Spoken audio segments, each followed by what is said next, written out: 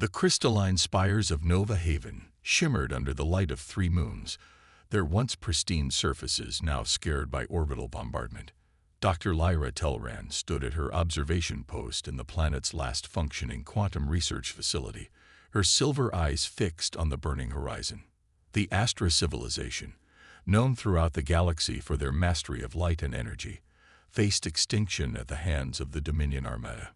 Holographic displays flickered around her, showing the systematic destruction of Astran cities across the globe. The Dominion's black ships moved with mechanical precision, their energy weapons cutting through the Astrans' defensive shields like they were merely ceremonial barriers. 6 billion Astrans, and not one of them bred for war. "Doctor, the Council's response has arrived," announced her assistant, Ven, his crystalline form dimmed with exhaustion. He projected the message into the air between them. "Request for intervention denied. Maintain quarantine protocols. The situation will be reviewed in the next council cycle."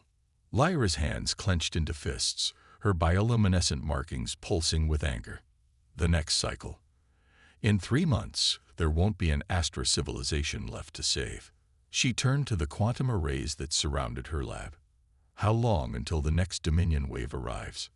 "Orbital scans suggest 48 hours, Ven replied, his voice wavering.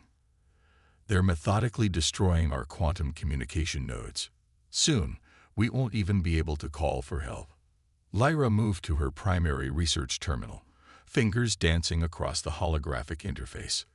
"Then we have 48 hours to do what no one has dared in 2 centuries. She pulled up classified files she had spent years collecting. Forbidden data about a quarantined species that the Galactic Council feared more than any other. "Doctor," Ven's crystalline form shifted nervously. "What are you suggesting?" "We're going to contact Earth." The word hung in the air like a forbidden incantation. Earth, the Death World. Home to a species so physically and psychologically dangerous that the Council had quarantined their entire solar system. Humans hadn't just evolved on a high-gravity planet with extreme weather and deadly predators. They had conquered it. "That's impossible," Ven protested. "The quantum barriers around their system are based on Astran technology." Lyra interrupted. "Technology I helped design." She brought up complex quantum equations, the mathematics that had helped imprison humanity. "We didn't just help build their cage, Ven. We made sure we could open it if we ever needed to." The lab hummed with power as Lyra redirected energy from the facility's defensive shields into the quantum communication array. On her screens, she pulled up everything the Astra had learned about humans over 2 centuries of secret observation. They were adaptable, capable of surviving in almost any environment. Their bodies, evolved under crushing gravity, possessed strength that seemed impossible to most spacefaring species. But most importantly, they were protective of those weaker than themselves. In all their recorded history, humans had shown an almost irrational drive to defend the defenseless. "The Council says they're too aggressive, too unpredictable," Lyra said, making final adjustments to the quantum array. "But right now, that's exactly what we need. The Dominion expects us to be passive, to accept our fate. They've never faced a species that fights back. And if the humans decide to conquer us instead?" Ven's question reflected the fear that had kept humanity quarantined for so long. Lyra's silver eyes reflected the emergency lights pulsing through the facility. "Then we'll have traded a certain death for a chance at survival." She activated the quantum transmitter, its energy piercing through the barriers that had kept humanity isolated from the galaxy. "To any human forces receiving this transmission," she began, her voice steady despite her racing heart, "I am Dr. Lyra Telran of the Astra civilization. Our world is under attack by a force known as the Dominion. They have destroyed our defenses, and the Galactic Council has abandoned us to our fate." She paused, choosing her next words carefully. "We know why you were quarantined. We know what the Council fears you capable of. But we believe they were wrong about you. We've watched your species. You protect those who cannot protect themselves. You fight for those who cannot fight." Through the lab's windows, another Dominion bombardment lit up the night sky. We are a peaceful species facing extinction.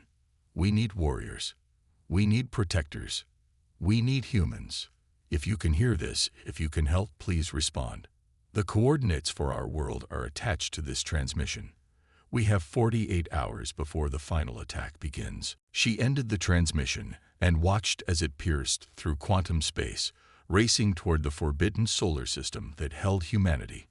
Now came the hardest part, waiting to see if the species the galaxy feared most would become their last hope for survival. What happens now? Ven asked, his crystalline form reflecting the emergency lights. Lyra turned back to the burning horizon. Now we find out if the Council was wrong about humanity, and we pray they respond before the Dominion returns. Deep within the Cheyenne Mountain complex, Admiral Sarah Chen stood before the United Earth Defense Council, the quantum transmission from the Astra civilization playing for the third time. The message hit her like a physical force, not just its desperation, but its implications. After 2 centuries of isolation, someone had finally reached through the quarantine to ask for humanity's help. Signal authenticity confirmed, reported Dr. Marcus Webb, Earth's leading xenophysicist. The transmission originated from a quantum frequency that matches our classified files on Astran technology. They really did help build our cage. The council chamber was silent except for the soft hum of holographic displays, showing the coordinates of the Astra homeworld. Every person present knew this moment could change humanity's destiny forever. The Astrans were among those who voted for our quarantine. General Isaac Torres reminded them, his weathered face illuminated by the displays. Now they want our help. They're dying, Sarah replied, her voice firm. And they're right about us. Everything in that message, about protecting those who can't protect themselves. That's who we are. That's who we've always been. The displays shifted to show the Pride Fleet, 20 ships built in secret over the last century, designed to break through the quarantine if humanity ever needed to. Each vessel represented the peak of human engineering combined with reversed engineered alien technology. They were built for a moment exactly like this. Breaking quarantine would be an act of war against the Galactic Council, cautioned Diplomatic Director Yuki Tanaka. We'd be confirming every fear they have about us. They fear us because they don't understand us. Sarah countered. They see our strength and assume we'll use it to conquer. This is our chance to show them what humanity really does with power.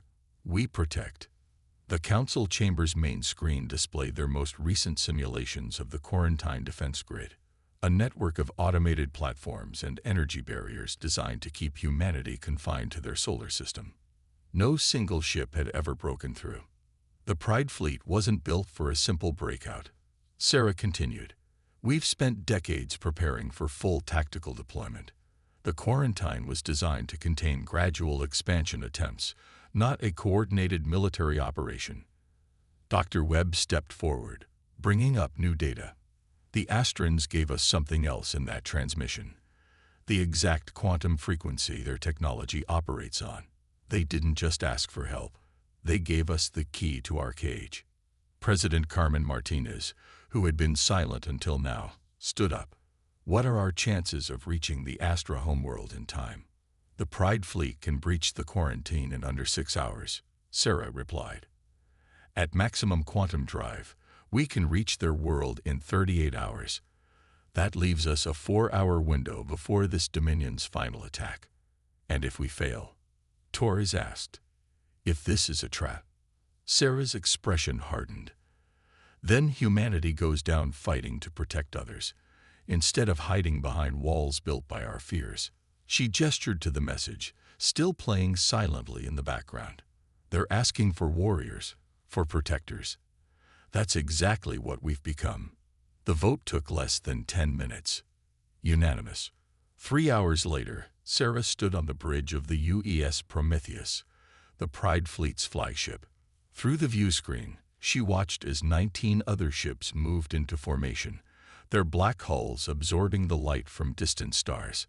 Each vessel carried a crew trained for this moment, Soldiers and pilots who had prepared all their lives to prove humanity's worth to a galaxy that feared them. All ships report ready, Admiral, announced Commander David Ross, her second in command. The crews are eager. Sarah smiled. Of course they were. Every human alive had grown up knowing they were caged, labeled too dangerous to join galactic society. Now they had a chance to show the galaxy what that danger could mean when directed at those who truly deserved it. Send one last message to Earth Command, she ordered. Tell them we're going to make humanity proud. The Pride fleet accelerated toward the edge of the solar system, where the quarantine barrier shimmered like a vast, invisible wall. Sarah touched the quantum crystal the Astrans had unknowingly given them in their transmission. All ships, prepare for quarantine breach, she announced across the fleet's command channel. Remember your training. Remember why we're here. The galaxy thinks we're monsters. Let's show them we're heroes instead. The quarantine defense grid activated as the fleet approached, automated platforms powering up weapons designed to disable any escaping ships. But this time, humanity wasn't trying to escape. They were breaking free to answer a call for help, and nothing in the galaxy was going to stop them. All ships, execute Operation Thunderbreak, Sarah commanded. The Pride fleet split into precisely planned formations, each ship broadcasting the quantum frequency that would disrupt the quarantine grid's cohesion. They had trained for this for decades, and now every minute of preparation was about to pay off. As the first shots from the defense platforms flashed past the Prometheus's bow, Sarah thought of the Astran scientist who had dared to trust in humanity's better nature. Hold on, Dr. Telran, she whispered. The monsters are coming to save you. The Pride fleet surged forward, and humanity's chains began to break. The Pride fleet dropped out of quantum space at the edge of the Astra system, and Admiral Chen's breath caught in her throat. The Astran homeworld hung in space like a shattered jewel, its crystalline cities visible even from orbit as glittering moons in the planet's surface. Surrounding it, hundreds of Dominion warships moved in precise, geometric patterns, a display of cold, calculating efficiency. Multiple Dominion signatures detected, Commander Ross reported, his voice tight. Their ships are massive. The tactical display showed vessels easily 3 times the size of the Prometheus, their black hulls decorated with pulsing red energy lines that seemed to flow like blood through veins. They haven't detected us yet, Sarah noted.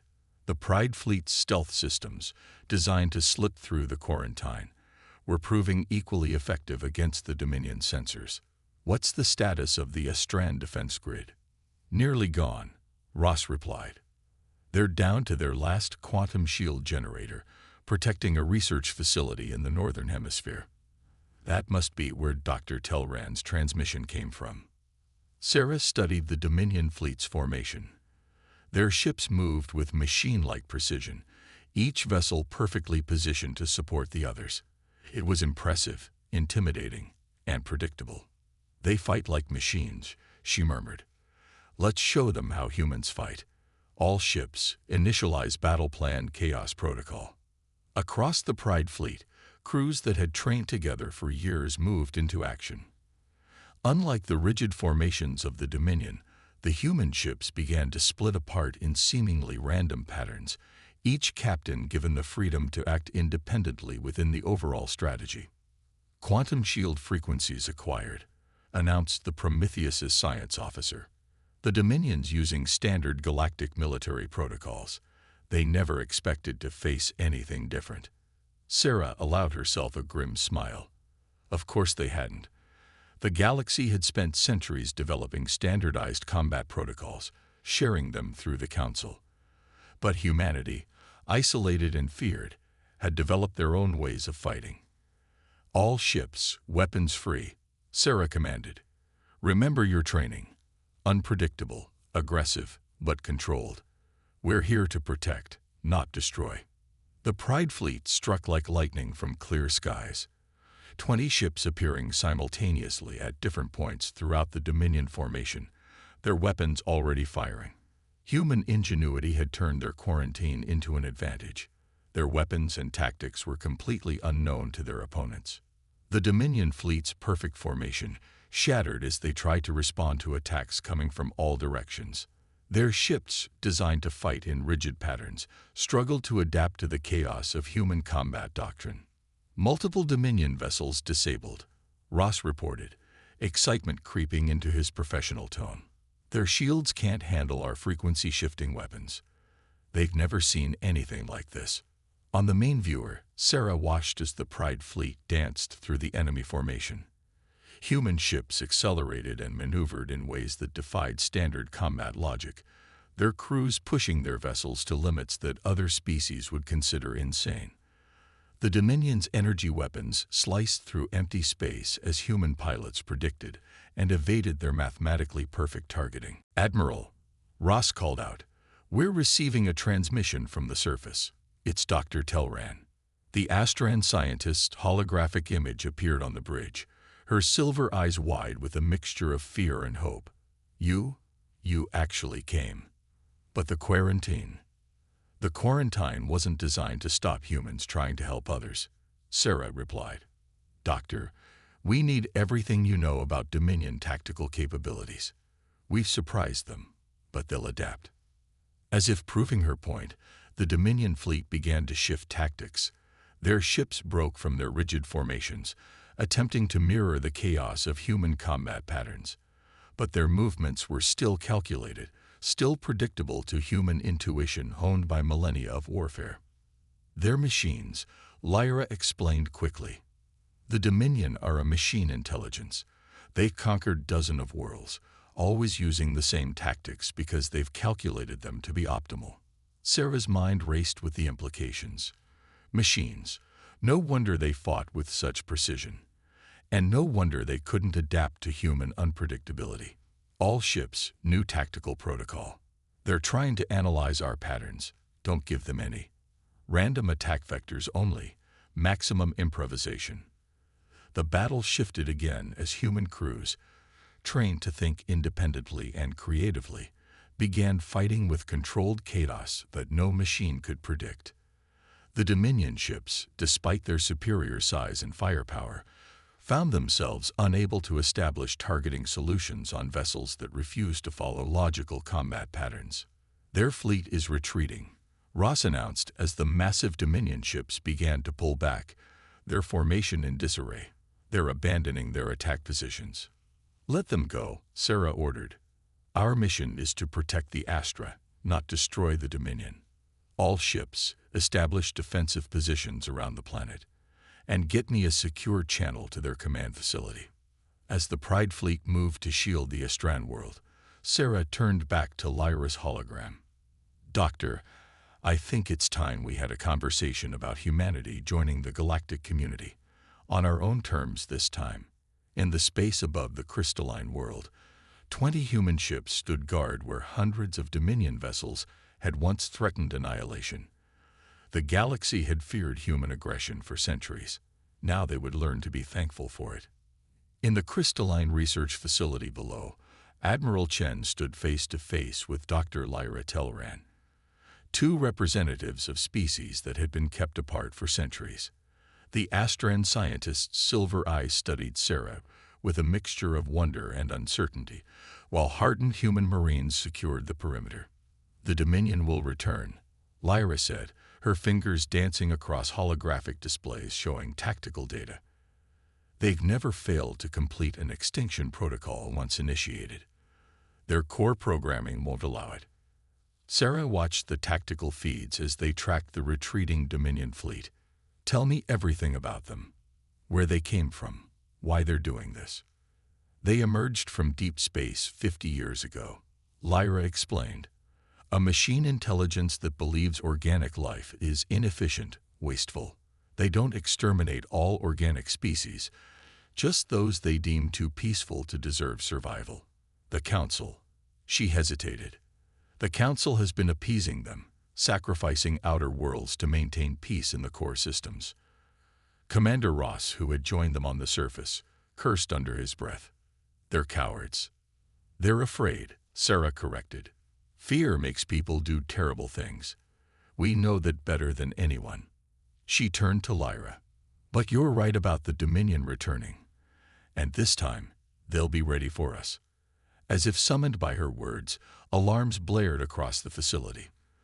The tactical displays lit up with new contacts emerging from quantum space. Not hundreds of ships this time, thousands. "Multiple Dominion fleets detected," Ross reported. "They're calling in reinforcements from across the sector. Reading at least 5,000 vessels, with more arriving." Sarah studied the displays, her mind racing. The Pride fleet had won their first engagement through surprise and unconventional tactics. But against these numbers, even human ingenuity would be strained to its limits. "They're adapting," Lyra observed, pointing to the Dominion fleet's new formation. "See how they're spacing their ships. They're preparing for our chaotic attack patterns." Sarah smiled grimly. "Then we'll give them something new to adapt to." "Commander Ross, signal the fleet. Initiate Protocol Thunderstorm."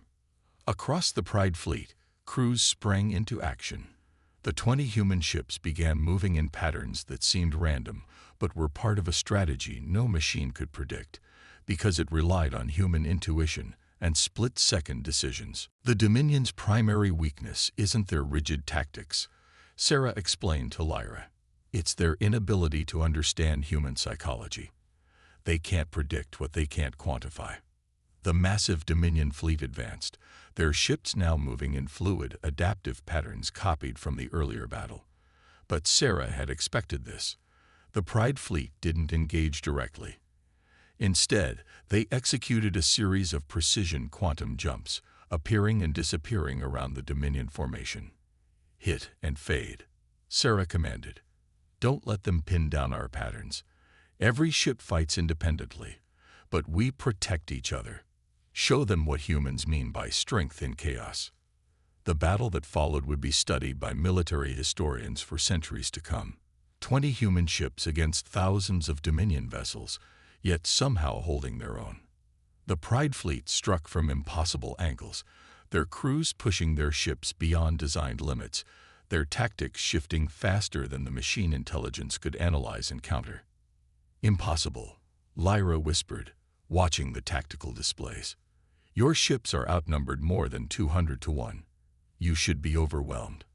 "Numbers don't tell the whole story," Sarah replied. "The Dominion thinks this is a mathematical problem to be solved. But war isn't just about numbers. It's about will, about determination, about protecting what matters." The Pride fleet proved her words. Human ships took damage but refused to retreat. When one vessel was threatened, others would perform seemingly suicidal maneuvers to protect it. The Dominion's calculated perfection was being undermined by something their machine logic couldn't process: human unpredictability and sacrifice. "They're trying to compute optimal solutions," Ross observed. "But there are no optimal solutions against humans fighting to protect others." Hour after hour, the battle raged. The Pride fleet suffered damage but kept fighting, their crews demonstrating why humanity had been feared for so long. Not just for their strength or their technology, but for their sheer, relentless determination. "Look," Lyra suddenly pointed to new signals appearing on the tactical display. "Those energy signatures, those are Council ships." A new fleet was emerging from quantum space, vessels bearing the markings of the Galactic Council. For a moment, Sarah tensed, wondering if they were about to face a two-front battle. But then the communications channel crackled to life. "This is High Commander Varen of the Council Defense Force," a new voice announced. "We received word of humanity's intervention. The Council has reconsidered its position. We stand ready to assist." Sarah exchanged looks with Ross and Lyra.